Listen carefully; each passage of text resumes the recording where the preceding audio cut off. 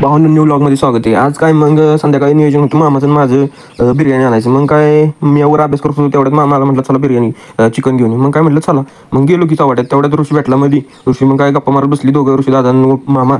मग परत गेलो आम्ही दुकानात. म्हणला मी मसाला घेतो, तू चिकन घे. बरं म्हटलं. मग मी काय चिकन घेतलं आणि परत मामाच्या इथे मसाल्याच्या इथे जाऊन थांबलो. तर परत माझ्या शेजारचं एक पोरगं मला लागलं मागणं तुला कोणतरी बोलायला लागले. मग काय बघतोय तर ऋषी दादा होता. ऋषी दादा म्हटलं इकडे ये. म्हटलं अरे भावा आपल्याला आता लगेच अर्जंट म्हणला खेकडं पकडायला जायचं आहे. म्हटलं थांबावं म्हटलं. मामानं मी नियोजन केलंय बिर्याणीचं. मामाला विचारलं. मग मामाला बोलावलं. मामाला म्हटलं कसं काय करायचं. मामा म्हटलं बरं. मग ते चिकन होतं ती पण घेतलं रानात. मग काय घरी आलो व्हायचं जर्किंग बिर्किंग घेतलं तर थंडी दिवस असल्यामुळं. मग काय दोघं ऋषीचा मित्र होता आणि आम्ही, ऋषी मी आणि ऋषीचा मित्र आम्ही तिघं आणि दाजी रोहित दादा होता. मग आम्ही काय सगळे निघालो की मामा म्हटलं मी मागणं येतो. बरं म्हटलं. मग काय गेलो काय मग नानांच्या इथं रानातल्या घरी ऋषी दादाच्या. मग तिथनं काय घेतलं की बादल्या घेतल्या, बॅटरी घेतली. गेलो पकडाय गेलो ती काय मग खेकडं पहिल्यांदा खाली गेलो नदी साईडला. तिकडे काय एवढं गावलं नाही, पण इकडं मग जसं वर जायला लागलो तसं गावायला लागलं. आणि त्यात विषय काय झाला, सुरुवात केली व्हायचं आणि रोहित दादाला दिसला हिरोळा. रोहित दादा म्हणे सापच आहे. आम्ही सगळे म्हणणार नाही ती हे काय म्हणतात त्याला हिरो आहे नाही म्हटला. मग रोहित दादाने एकदा ती हिरो बघितलं भावा पाण्यात कुठं येते. दादा लांबच की. मग काय आम्ही आपलं पुढे ऋषी दादा आणि ऋषीचा मित्र ती दोघं ऋषी दादा पकडत होता आणि मागं आपलं मी आम्ही दोघं एक बादली धरा आणि एक पकडायला. मी पकडत होतो माझ्या तिथलं रोहित दादा आपलं बादली धरली होती. मग काय असं करत गेलो भरपूर. आणि काय म्हणजे विषय म्हणजे ऋषी दादा आम्हाला मला काय गावलंच नाही. एक 5-6 गावलं.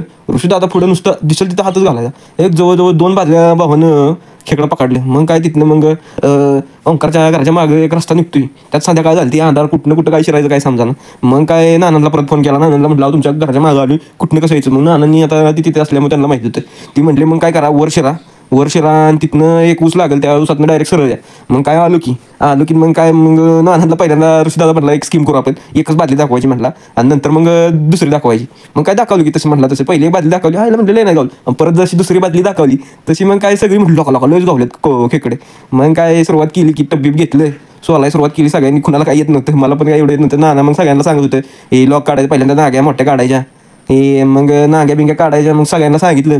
मग तसं आम्ही आपला हवा काढत होतो. आणि मग काय हवा काढून झालं. परत मग आता विषय म्हणजे भाकरी काय आणल्या नव्हत्या घरी सांगितलं होतं ऋषी दादाच्या घरी करायला. मग काय ऋषीन त्याचा मित्र जाणार होता. पण त्याला म्हटलं अरे इथं महत्त्वाचा एक माणूस करणारा पाहिजे म्हटलं, माहितीचा माणूस, तू नको येऊ म्हटलं. मग मी म्हटलं मी ऋषी दादाचा मित्र जातो. मग काय निघालो आम्ही. आणि त्यातला विषय म्हणजे कसा मोठा, येताना आम्ही गाडी घातली होती ऋषी दादाच्या मित्रांना पुढे ती चिखलात ती झाली पॅक. मग काय नाना म्हटले काम करा तसं जाऊन तुम्हाला निघणार नाही. मग काय करा स्क्रूड्रायव्हर घ्या. मग काय स्क्रूड्रायव्हर घेतला आणि निघालो होतो. मग काय तिथं आमचा एक अर्धा 1 तास गेला. गाडीचं काय निघतं सगळं अडकलं होतं. तसंच कसं तरी काढलं. आमचा तिथं अर्धा 1 तास गेला. मग काय तिथलं झालं की मग गाडीला किक मारली, चिखल बिकल निघाला. मग तिथनं काय पुढे गेलो घरी आलो तर काय गाडीवर होतो तेवढ्यात फोन आला रानातनं ऋषी दादाचा. म्हटलं अरे येताना मसाला आणायचा आहे. बरं म्हटलं. आणि काय आलो गावात बघितलं तर काय सगळी दुकान बंद होती. सगळा विषय अवघड झाला.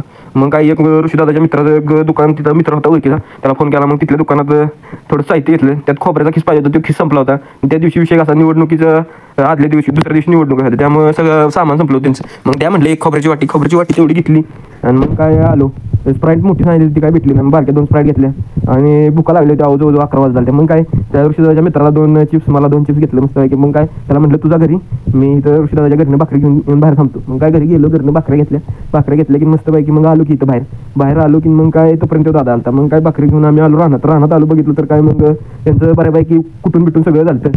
मग कालवण टाकायचं राहिलं होतं फक्त, म्हणजे मसाला आमच्याकडे असल्यामुळे. मग काय गेलो मसाला बिसाला खोबरं खिसलं की काय कालवण टाकलं की मग काय झालं कालवण तयार. आणि मग सगळी बसलो की जेवायला. कालवण 1 नंबर झालं होतं. जवळजवळ 1 तास अर्धा पाऊण तास जेवत होतो आम्ही. 12 वाजल्यापासून 12:30 जेवत होतो. मग काय भांडी महत्त्वाचा विषय पार्टीचा म्हणजे भांडी घासायचं कोणी.